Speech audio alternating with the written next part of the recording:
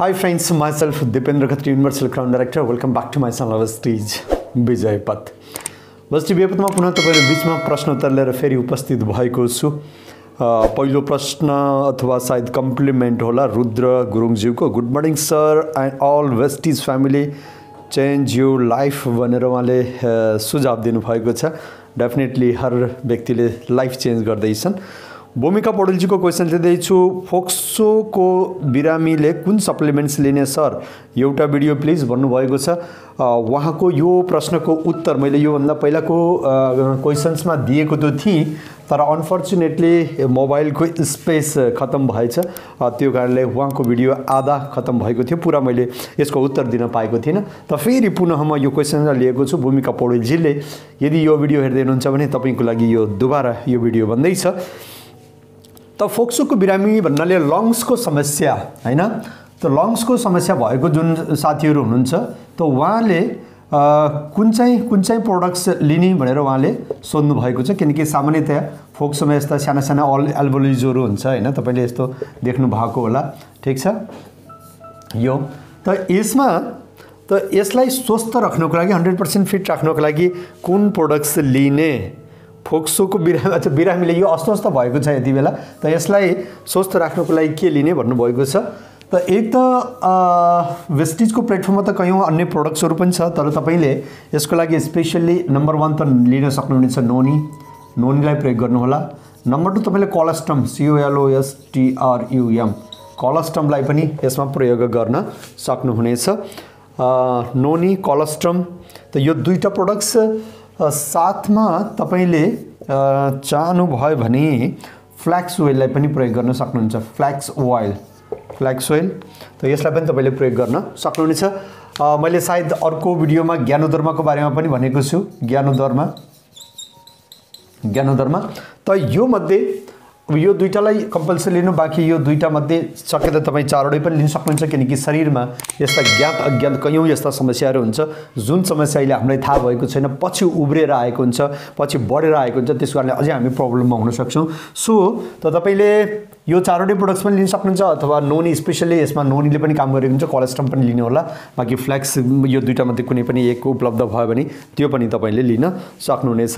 बाँकी ध्यान राख्नु होला फोक्सोको बिरामी किनकि श्वास प्रश्वाससँग यो सम्बन्धित समस्या भयो, त्यो कारणले कहिल्यै पनि मनतातो पानी पिउने कोसिस गर्नु होला। जबसम्म पूर्णतया राम्रोसँग यो ठीक हुँदैन तबसम्म मनतातो पानी पिउनु होला। बाँकी नोनीलाई खाना खानुभन्दा आधा घण्टा पहिले बिहान बेलुका 2 पटक, कोलोस्टमलाई खाना खाएपछि 1 अथवा 2 क्याप्सुल एक पनि लिन सक्नुहुन्छ। पछि गएर तपाईले 2 पनि लिन सक्नुहुन्छ। सुरुवातमा पनि 2 लिन सक्नुहुन्छ। तपाईको समस्या अनुसार तपाईलाई कुन तरिकाले इफेक्ट गर्छ त्यो अनुसार तपाईले लिन सक्नुहुनेछ। त्यस्तै फ्ल्याक्स ओइल र ज्ञानोधर्मलाई यदि एकसाथ लिँदै हुनुहुन्छ भने बिहान दिउँसो बेलुका 3 पटक एक क्याप्सुल तपाईले प्रयोग गर्न सक्नुहुनेछ। त्यस्तै दुर्गाज्यूको क्वेसन छ। सर नमस्कार, May I join your Zoom team? I saw your video but want to get talk directly. Get in talk directly भन्नुभएको छ। अवश्य तपाईले लिंक प्राप्त गर्न सक्नुहुनेछ, त्यसमा कुनै समस्या छैन। तर लिंक अब यो मैले यसैमा हाल्दिए भने सायद तपाईले पाउनुहुन्छ पाउनुहुन्न, तर तपाईले यदि लिंक चाहनुहुन्छ भने सायद व्हाट्सएपमा तपाई हुनुहुन्छ होला।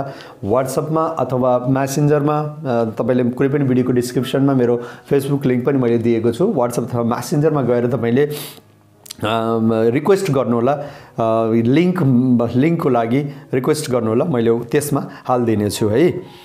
वन्दना नेपालीज्यू थ्याङ्क्स सर, नाइस भिडियो भनेर कम्प्लिमेन्ट दिनुभएको छ। वेलकम। रुद्र गुरुङज्यूको अर्को क्वेसन्स लिँदैछु। गुड मर्निङ सर, तपाईको भिडियोले हामी धेरैलाई हेल्थ सपोर्ट भएको छ, थ्याङ्क्स भन्नुभएको छ। यो पनि कम्प्लिमेन्ट रहेछ, thank you very much. Saila सुब्बाज्यूले thank you sir, nice video भनेर उहाँले पनि कम्प्लिमेन्ट दिनुभएको छ। वेलकम। कुणाल चौधरीजीको क्वेसन्स लिँदैछु। Sir good morning sir, hair strong राख्नलाई कुन सप्लिमेन्ट्स युज गर्न सकिन्छ हेल्दी लिभिङको प्लेटफर्मबाट भनेर भन्नुभएको छ। हेयरलाई कपाललाई स्ट्रङ राख्नको लागि 1 नम्बरमा त तपाईको कपाल कस्तो छ, कुन टाइपको हो हैन। तपाईको कपाल हेयर स्ट्रङ राख्न भनेपछि सायद उहाँको कपाल ड्राई पनि हुन सक्छ, सुक्खा अनि पातलो हुन पनि सक्छ। यदि यस्तो छ भने तपाईले नम्बर 1 त सायद तपाई अहिले नर्मल स्याम्पू युज गरेर हेर्नु। Normal shampoo normal shampoo use गर्नु, त्यसपछि कम्पलसरी हेयर ओइल युज गर्नु। अब हेयर ओइल यसलाई तपाईँ यदि आफ्नो कपाललाई मजबुत बनाउनुको हिसाबले तपाईँले गर्दै हुनुहुन्छ भने स्याम्पूले गरिसकेपछि जुन तपाईँले एकदम राम्रोसँग तेल लगाउनु, मतलब डेली नित्य तपाईँले यदि नुहाउनु छ 2 घण्टापछि भने 2 घण्टा पहिले पनि तपाईँले तेल लाएर नुहाउन सक्नुहुन्छ, फेरि पछि पनि तपाईँले तेल लाउन सक्नुहुन्छ हैन। त्यो दिनभरि तपाईँको अघिल्लो 24 घण्टासम्म तपाईँको त्यो कपालमै त्यो तेल रहिरहन्छ। त्यसले तपाईँको कपाललाई एक नरिसमेन्ट दिएको हुन्छ, डार्क पनि हुन्छ, ब्ल्याक पनि हुन्छ, साइनिङ पनि हुन्छ। तपाईँले त्यो यो दुईटा अपनाउनुहुन्छ एक्सटर्नली, बाह्य हिसाबले त। बाँकी यति बेला वेस्टिजको प्लेटफर्ममा त हेयर मास्क पनि छ, सायद अहिले नेपालमा उपलब्ध छैन हेयर मास्क। यदि तपाईँलाई चाहिन्छ भने मलाई अर्डर गर्न सक्नुहुन्छ। म नेपाल आएको बेलामा तपाईँलाई म लिएर आइदिउँला। यति बेला म इन्डियामा छु, त हेयर मास्क भनेर पनि छ, यो पनि तपाईँले प्रयोग गर्न सक्नुहुनेछ। बाँकी खानको लागि तपाईँले एक त एलोभेरा प्रयोग गर्न सक्नुहुन्छ। चौथा तपाईँले आँवला पनि प्रयोग गर्न सक्नुहुन्छ, आँवला। पाँचौँ तपाईँले नोनीलाई पनि प्रयोग गर्न सक्नुहुन्छ। त यो 3 प्रोडक्ट्स खानालाई प्रयोग गर्नु, बाँकी यो हेयर ओइल र स्याम्पूलाई प्रयोग गर्नु। बाँकी यो स्याम्पू तपाईँले टाइम टु टाइम चेन्ज गर्न सक्नुहुन्छ। 1 डब्बा पुरा भएपछि फेरि तपाईँले day and day shampoo use गरेर हेर्नु। यसरी बदलेर तपाईँले स्याम्पूलाई पनि प्रयोग गर्नु, हेयर ओइललाई कन्टिन्यू प्रयोग गर्नु, अनि यो सप्लिमेन्ट्सलाई लिनु, त डेफिनेटली तपाईँले यहाँबाट राहत पाउन सक्नुहुनेछ। एलोभेरालाई यसको बारेमा डिटेलमा जान्नको लागि वेस्टिज जयपथ एलोभेरा भनेर टाइप गर्नु। बाँकी बिहान बेलुका खाना खाएपछि आँवला अनि एलोभेरा यो दुईटै खाना खाएपछि 1 अथवा 2 क्याप्सुल प्रयोग गर्न सक्नुहुन्छ। आँवलाको बारेमा पनि जान्नको लागि वेस्टिज जयपथ आँवला भनेर टाइप गर्नु।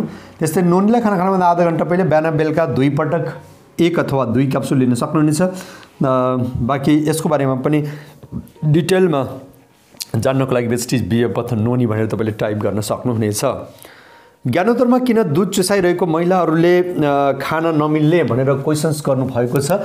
दुध चुसाइरहेका महिलाहरूले खाना नमिल्नको कारण के छ भने ज्ञानोत्तरमा भनेको एक क्लिनर हो, क्लिन्जिङ प्रपर्टी यसमा छ हैन। कयौँ यस्ता क्लिन्जिङ प्रपर्टीहरू यसमा छ, पोलिसेकेराइड्स यस्ता कयौँ तत्त्वहरू यसमा विद्यमान छ। त त्यो कारणले न्युलिन लमसम कयौँ यस्ता क्लिन्जिङ प्रपर्टिजहरू छ। अनि अर्को कुरो यसमा केही हार्मोनलाई पनि एफेक्ट गर्ने तत्त्वहरू छ हैन। 280 भन्दा धेरै यस्ता सक्रिय तत्त्व यसमा विद्यमान छ। त्यसले तपाईँको हार्मोनलाई पनि परिवर्तन गर्न सक्छ। त किनकि यदि दूध अहिले आइरहेछ बच्चाको आमाको, मतलब त्यति बेला एक हार्मोन जेनेरेट भएको हुन्छ। बच्चा पाएपछि एक अलग हार्मोन जेनेरेट भएको हुन्छ, त्यो हार्मोनको कारणले दुध आइरहेको हुन्छ। अब त्यो हार्मोनलाई सुकाइदियो भने दुध कम हुन सक्छ, आदि केही पनि हुन सक्छ। मतलब लिँदाखेरि त्यति केही फरक पर्दैन, तर यसमा एक त क्लिनिङ मतलब एक सफाइको क्रममा कयौँ यस्ता हार्मोनल प्रपर्टीहरू पनि जान सक्छ, हार्मोन्समा डिसब्यालेन्स हुन सक्छ, एक त यो पनि हुन सक्छ हैन।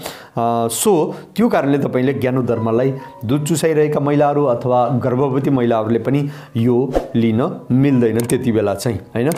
तर यदि तपाईँलाई केही विशेष कारणले लिँदै हुनुहुन्छ भने लिएर हेर्नु, मतलब बच्चालाई दुध पिलाउनलाई केही समस्या परेको छैन, पर्याप्त रूपमा दुध आइरहेको छ आमाबाट भने त फेरि तपाईँले केही छैन, तपाईँले लिन सक्नुहुन्छ, त्यो पनि नोमिनल मात्रामै।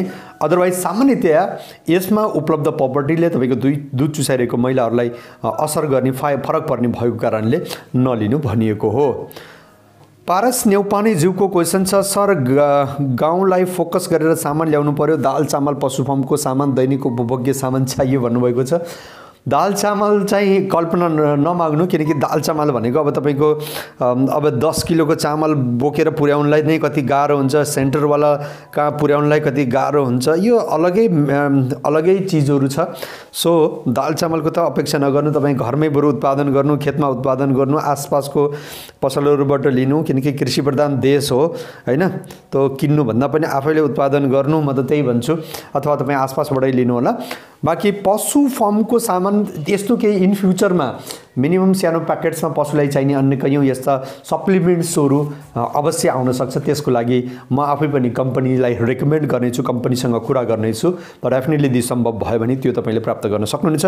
जसरी हामीले मान्छेको लागि सप्लिमेन्ट्स युज गर्छौँ त्यसै नै पशुको लागि पनि, पशुको न्युट्रिसनल ग्रोथ गर्नको लागि पनि, अथवा पशुलाई यदि राम्रो न्युट्रिसन दियो भने त्यसको दुधबाट हामीले न्युट्रिसन पाउन सक्छौँ हैन। तपाईँलाई थाहा छ गान्धीको कहानी, गान्धीजी बाख्रालाई दुध के अरे बदाम खुवाउनुहुन्थ्यो अनि बाख्राको दुध चाहिँ उहाँले लिनुहुन्थ्यो किनकि बाख्राले जब बदाम खान्छ त त्यसलाई पूर्णतया त्यसलाई त्यो आफ्नो त्यो न्युट्रिसनलाई पूर्णतया डाइजेस्ट गरेर एकदम डाइजेस्टिभ फर्ममा उसले दूध दिन्थ्यो त्यो कारणले यसरी गरिन्थ्यो हैन सो त बाँकी विश गरौँ त तपाईले ख्वाइस गर्नुभएको चिजहरू प्राप्त हुनेछ त साथीहरु यो भिडियो लामो भइसकेछ म यसलाई यही पूरा गर्न चाहन्छु जाँदा जाँदा तपाईसँग रिक्वेस्ट यदि बेस्ट व्यपत नयाँ हुनुहुन्छ भने प्लिज सब्स्क्राइब गर्नु होला तलतिर रेड बटन छ त्यसमा दबाइदिनु होला साइडमा रहेको बेल आइकनमा दबाएर अलमा गएर क्लिक गर्नु होला भिडियोलाई पुरा हेर्नु लाइक गर्नु आफ्नो साथीहरुको बीचमा यसलाई शेयर गर्नु होला thank you very much thank you wish you wealth